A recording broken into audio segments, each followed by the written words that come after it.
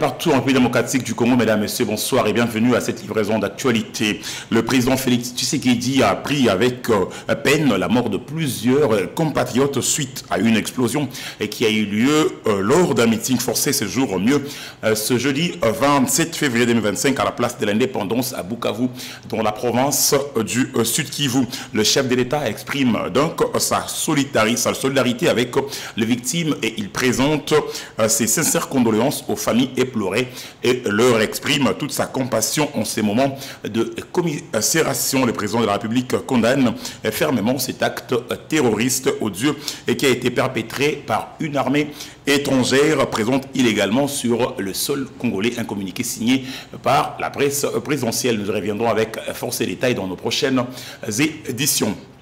La gare de l'Est, on en parle encore dans ce journal. J'en appelle à Joseph Kabila afin qu'il se remémore tout ce que le Congo lui a donné et qu'il s'engage résolument en faveur de la paix. J'invite Félix Tshisekedi à mesurer l'ampleur du désastre qui accable notre pays et à soutenir son réserve, l'initiative des évêques de la Senko et de pasteurs de l'SCC. J'exhorte ainsi Corneille Nangaa à déposer les armes, à faire prévaloir l'intérêt supérieur de la nation en passant à l'intégrité de notre territoire national et surtout à reconnaître le droit inéliable à la vie de ses frères et sœurs. Ces propos sont signés Martin Fayulu, président de l'ECD et de la plateforme politique Lamuka, séjour en marge de son adresse à la nation en rapport avec la situation qui sévit actuellement dans la partie orientale de la République démocratique du Congo.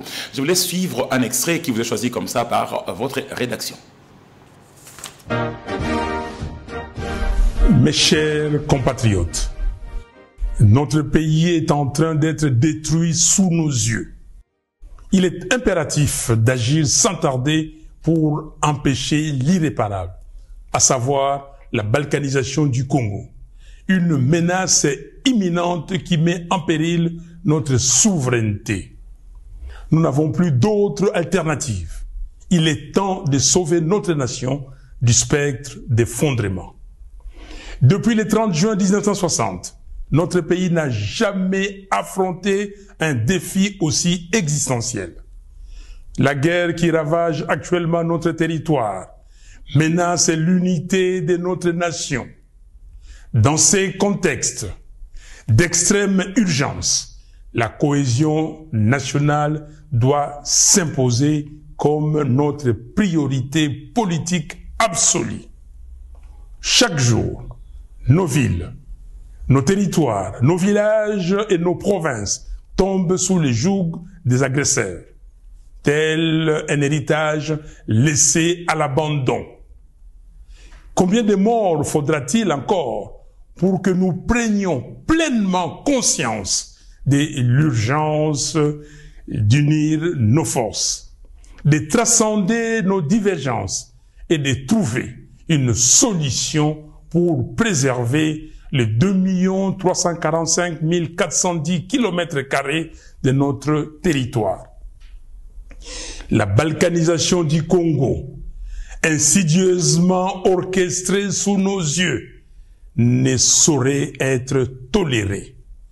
C'est un projet ignoble, une profanation de l'héritage légué par Simon Kimbangu et Patrice Lumumba. Aujourd'hui, toujours dans ce même registre, nous prenons la direction de la partie orientale de la République démocratique du Congo pour vous dire que le gouverneur militaire Kakule Somo Evariste est arrivé à Walikale ce jeudi 27 février 2025 pour une mission d'itinérance. Regardez. Ce 27 février 2025 est la première itinérance du gouverneur militaire du Nord Kivu à Walikale depuis sa prise des fonctions. Musique au gouverneur militaire du Nord Kivu. Oui.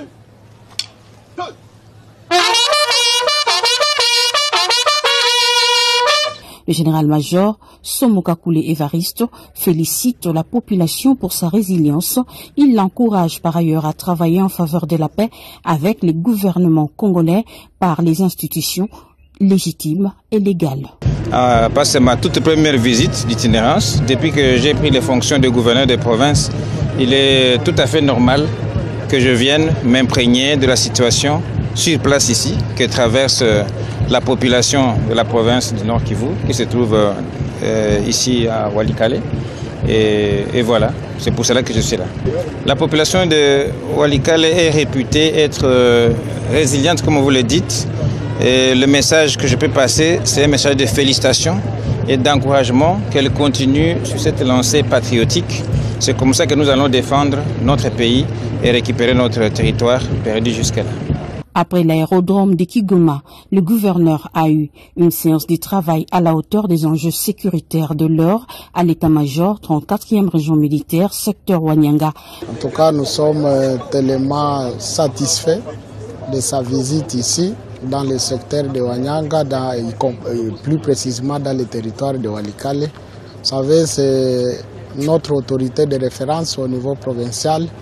Et avec cette situation sécuritaire qui est devenue de plus en plus dégradante, c'est vraiment un sentiment de satisfaction et de réconfort moral à ma population du secteur de Wanyang et celle du territoire de Walikale en général.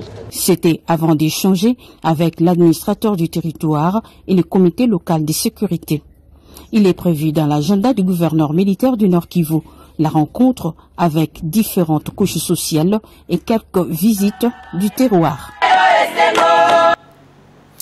Et dans un communiqué rendu public ce jeudi 27 février 2025, le PPRD, parti politique que préside l'ancien président Joseph Kabila, a donné dès la voix en rapport avec la déclaration du vice-premier ministre en charge des transports et voies des communications Jean-Pierre Bemba Gombo lors de sa récente sortie médiatique accusant le président honoraire d'avoir d'être en connivence avec le rebelle du M23. Le parti de Joseph Kabila répond en ces termes, je cite, face à un énième faux fouillant du régime dictatorial de Félix Tshisekedi, le PPRD dénonce la manipulation et l'instrumentalisation de la population et la démocratie, et le PPRD s'indigne aux déclarations fallacieuses de l'ancien ministre de la Défense et ministre de Transport et Voies des Communications Jean-Pierre Bemba et lors de son meeting tenu le 25 février dans la ville de Bandundu, chef-lieu de la province du Kwilu. Nous reviendrons également avec force et détails dans nos prochaines éditions. En présence du ministre de la Santé publique, Hygiène et Prévention sociale, Dr Samuel Roger Kamba, le membre du Conseil supérieur de la magistrature ont répondu présents à l'appel de la patrie. Ce jeudi 27 février, à l'esplanade du Palais du Peuple, s'est poursuivi, allais-je dire, la campagne des dons de sang pour les FRDC. Dieudonné Kamuleta, ensemble avec tous les membres de cette institution judiciaire, ont donné de leur sang pour nos vaillants militaires et les Wazalino qui sont au front. La suite avec Patricia Bassois et Pascal Lecolo. Face à la situation sécuritaire préoccupante qui prévaut dans la partie est de la RDC, l'effort de tout Congolais et de toute institution compte. Pour témoigner leur compassion au FRDC et aux Wazalendo, les membres du Conseil supérieur de la magistrature ont répondu présent à l'appel de la patrie en donnant leur sang pour les compatriotes qui sont au front. Ces dons de sang des membres de la Cour constitutionnelle jouent des rôles. D'un côté, il s'agit des témoignages de leur solidarité et de l'autre, celui de leur appartenance à l'État comme magistrat. Car pour eux, l'État n'est plus à la division, mais plutôt à l'unité pour contrer l'ennemi. Vous savez très bien que le pays a été attaqué. Et qui dit pays, c'est toute notre vie. Ça se fait aujourd'hui tout simplement parce que cela, quand c'est arrivé, personnellement, je n'étais pas au pays, je suis rentré et il y avait certains membres du bureau, nouveaux membres qui devaient d'abord prêter serment. Maintenant que le bureau est au grand complet, nous nous sommes dit, nous montrons à toute la nation et à l'international que nous sommes d'abord Congolais. Dieudonné Kamuleta a rassuré que tout est en marche pour que les crimes commis sur les sols congolais soient punis. Ceci impossible grâce à une bonne justice. Vous avez vu qu'il y a 2 jours, j'ai reçu le procureur de la Cour pénale internationale. Ça veut tout dire. Donc aujourd'hui, nous sommes non pas seulement être résignés, non. Nous sommes dans la marche pour dire qu'il n'y a aucun crime commis sur le territoire national qui restera impuni. On traquera tous ces détracteurs-là, tous ces infracteurs, et sur le plan national et sur le plan international. Sur ce plan-là, vous pouvez en être très sûr, toutes les batteries sont mises en marche. Il faut rappeler que ces dons rentrent dans le cadre de la campagne nationale des dons de sang pour les FRDC et Ouazalendo, initiée par le ministre de la Santé, le Dr Samuel Roger Kamba. Pour la première saison, 1200 poches de sang ont été récoltées et envoyées à Goma, Bukavu et Uvira, où les besoins se font criants. Dans un autre registre, bien sûr, en marge de la cérémonie du lancement des comités provinciaux et locaux de sécurité organisés par le ministre de l'Intérieur, Sécurité, Décentralisation et Affaires coutumières, Jacquemin Chabani-Louko, le bourgmestre de la commune de Mongafula s'est dit confiant quant aux différentes mesures prises pour la sécurisation des habitants de son entité. Suivez le bourgmestre de la commune de Mongafula dans un propos recueilli par Rafat Kachunga.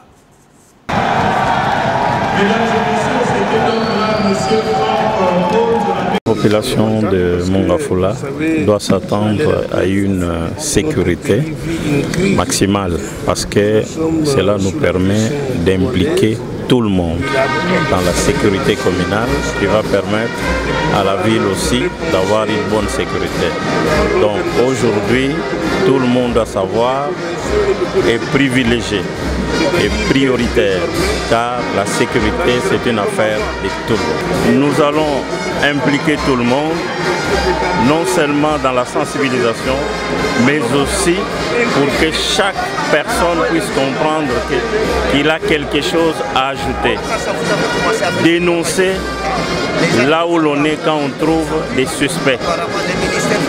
En ce qui concerne la nuisance sonore, en ce qui concerne la criminalité, en ce qui concerne les désordres, cela permet à tout le monde d'avoir un œil regardant pour que nous puissions entrer dans la vision du chef de l'État. Déplacer les réunions des chefs de quartier dans différents quartiers, aller vers la population, les mettre autour d'une table, diagnostiquer les différents problèmes et trouver des solutions ensemble.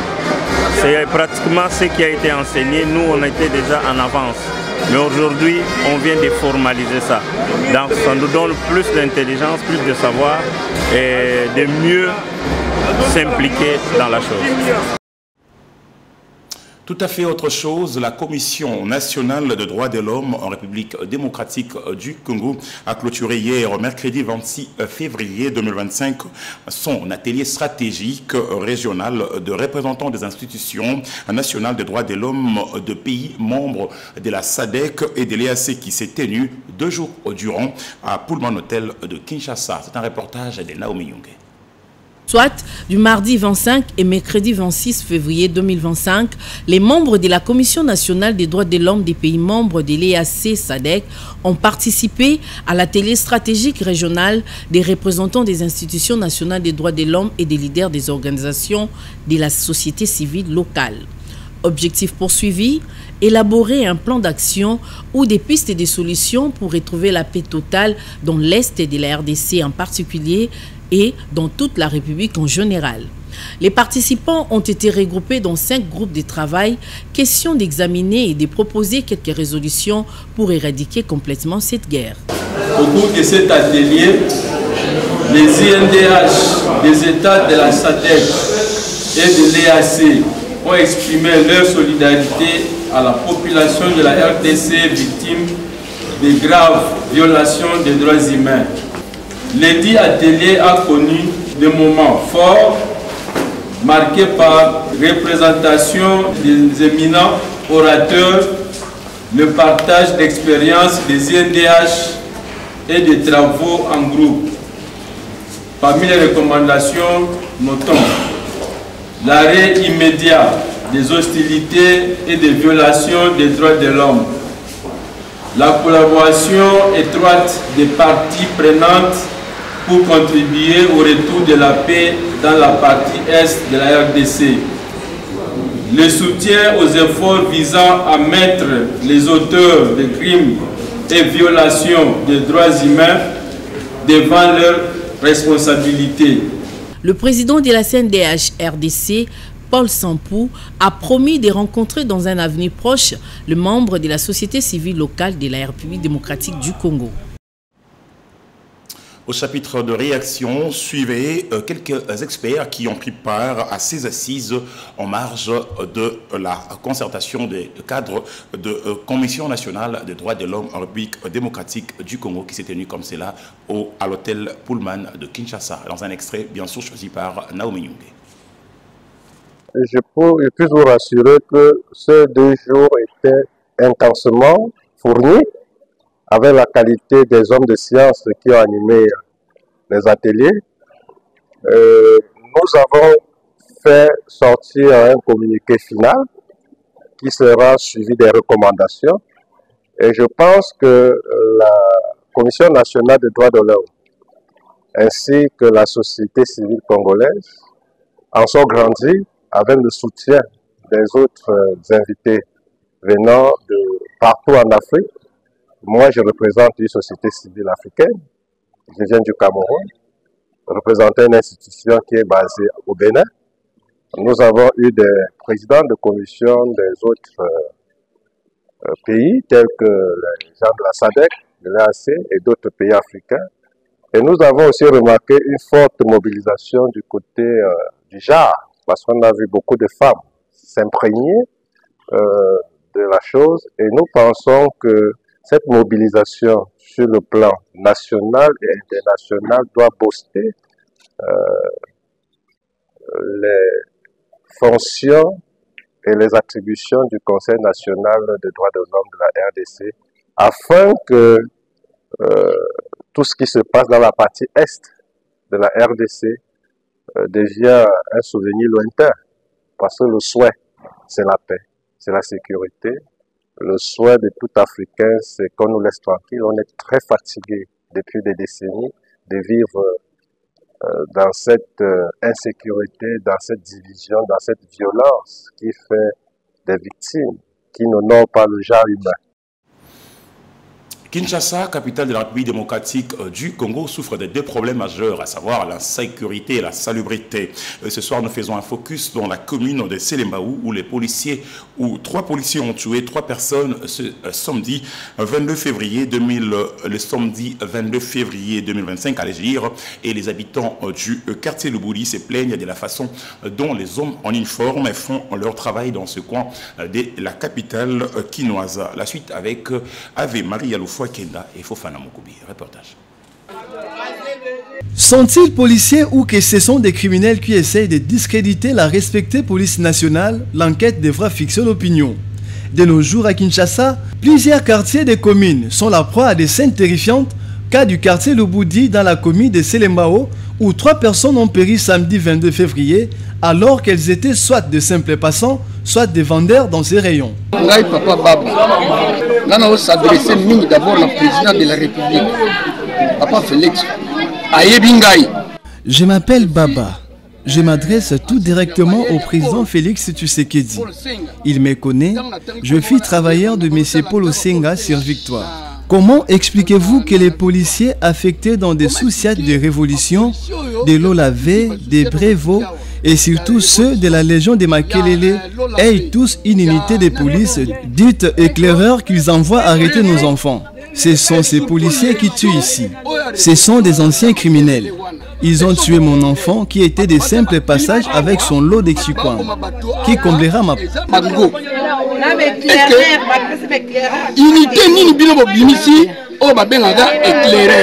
Les habitants du quartier Luboudi à Selembao dénoncent la façon dont les policiers travaillent. Au lieu de sécuriser la population et leurs biens, cette police tue à Selembao.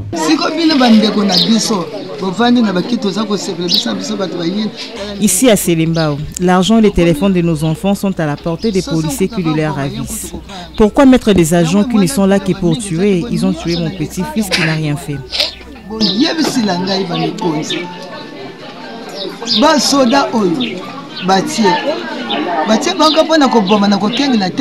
Le numéro 1 de la police nationale à Kinshasa, le général Kilimba Limba, reste debout pour sécuriser réellement les Kinois. Mais la population civile devra aussi collaborer avec elle.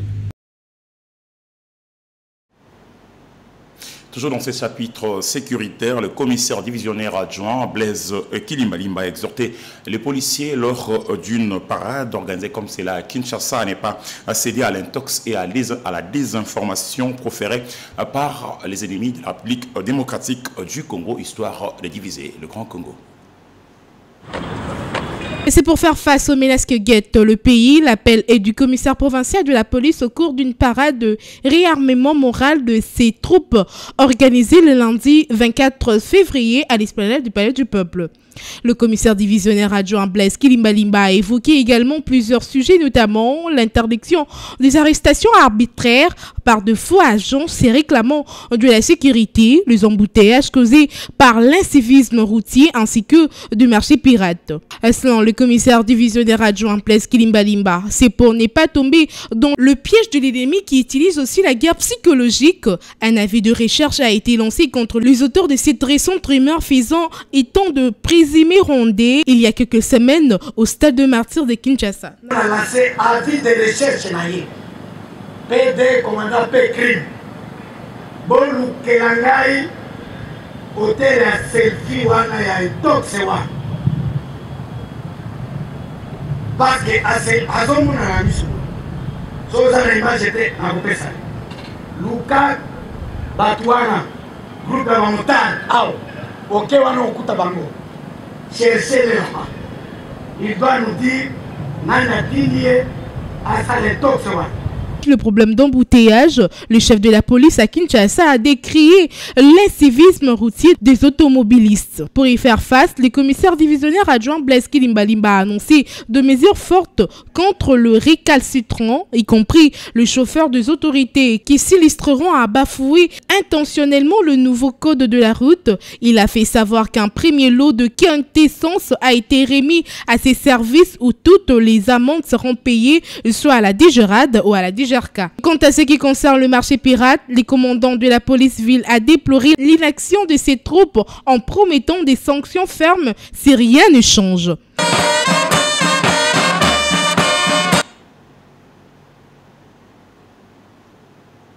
Nous prenons la direction de la province du Haut-Katanga où hier, mercredi 26 février 2025, l'Institut supérieur des techniques médicales, ISTEM en sigle, et l'Institut supérieur pédagogique, ISP de Lubumbashi ont eu l'honneur d'accueillir le général Edi Kapen Irung, commandant de la 22e région militaire, pour une conférence magistrale portant essentiellement sur le patriotisme et la citoyenneté. Un échange fructueux a suivi la conférence au cours duquel la communauté universitaire a pu poser des questions pertinentes sur l'actualité brûlante qui secoue la République démocratique du Congo confrontée à l'agression de l'ennemi. Il convient cependant de souligner que le mot de bienvenue ont été prononcés par Oscar Luboya-Numbi et le professeur Christophe Kassola, respectivement DG de l'ISTEM et de l'ISP Lubumbashi. Le gouverneur de la ville-province de Kinshasa, Daniel Bumba, a octroyé 20 000 $ américains de frais de fonctionnement à chaque commune pour lutter efficacement contre l'insalubrité à Kinshasa. Mais les habitants de Selembaou déplorent ce que leurs bourgmestres ont fait parce que la salubrité ou la saleté continue à écumer leur quotidien. La suite avec Ave Maria, Loufwa Kenda et Fofana Mokobi. À Selembao, c'est le bourgmestre qui est cité par la population comme étant l'auteur de cette vaste poubelle qui ne fait que s'étendre et occuper de l'espace. À l'unisson, la population l'acquise. C'est l'actuel bourgmestre qui a laissé plusieurs poubelles, de Sengi jusqu'à Sala. Les mamans et nous qui vendons ici, nous souffrons. J'ai acheté plusieurs médicaments seulement à cause de cette poubelle. L'autre voix rajoute et amplifie.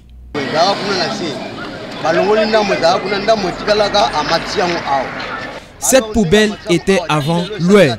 Ça fait pratiquement 2 mois depuis qu'elle est ici. Ça nous rend mal à l'aise, nous et les mamans qui vendent ici.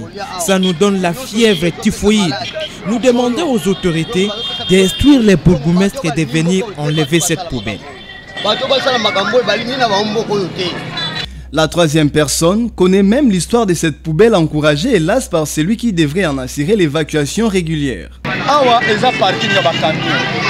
Ici, c'est le parking des bus et des camions. Plusieurs personnes passent par ici. C'est la première fois que nous voyons un bourgmestre venir laisser une poubelle dans la place publique. Nous ne comprenons pas s'il est le fils de Selimbao ou quoi. Aujourd'hui, les gens attrapent des maladies seulement à cause de cette poubelle.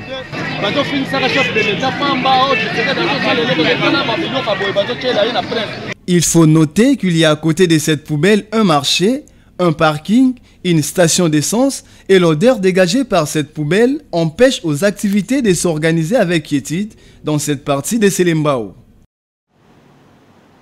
À présent, je vous laisse compléter l'actualité du jour à travers la revue de presse qui vous est sélectionnée et commentée par Pascal Lecolo.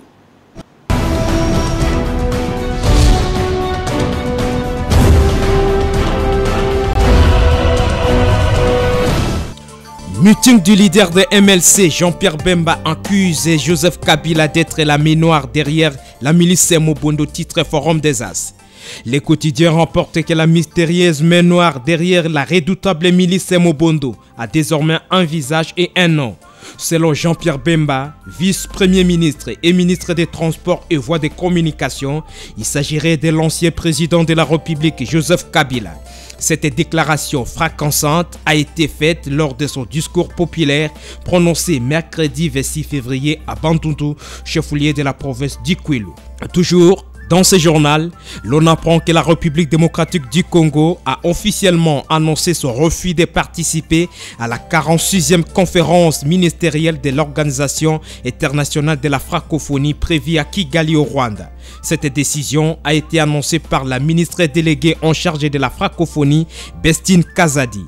Genève, accord historique entre la RDC et l'OMC pour la création d'emplois, titre Le Potentiel. Les tabloïds renseignent que la première ministre Judith Suminwa Tuluka poursuit ses grandes manœuvres diplomatiques en Genève en Suisse. La chef du gouvernement congolais sur plusieurs fronts a envie de trouver des solutions à la crise dans l'est du pays et obtenir des sanctions plus fermes contre les Rwandais pour les exactions y commises. Mais Judith Suminwa n'a pas oublié qu'à côté de la situation sécuritaire et humanitaire préoccupante, elle a un programme d'action à mettre en œuvre quoique mise à mal par l'occupation rwandaise. Séparons-nous avec Info 27 qui revient à la réaction de la tribune de Joseph Kabila. Collision Kabila AFCM V3, Atundu donne réseau à Tshisekedi, titre les journaux. Les tabloïds remportent que longtemps insinué les complices internes derrière l'agression que subit la RDC précise désormais au grand jour. En confirmant les accusations du président Félix Tshisekedi, l'ancien porte-parole de la majorité sous le régime sortant, André Alain Tundu, brise et tabou en établissant un lien direct entre Joseph Kabila et la rébellion du M23. Son analyse ne se limite pas à relever des connexions troublantes. Elle expose surtout les doubles jets d'un ancien chef de l'État qui, plutôt que de condamner l'ennemi, se drape dans un silence pesant. À l'heure où la nation lutte pour sa survie d'ambiguïté, à l'heure où la nation lutte pour sa survie, l'ambiguïté n'est plus de mise. Chaque acteur politique doit choisir son camp, précise André Atundu. Et voilà tout pour la revue de presse. Bonsoir.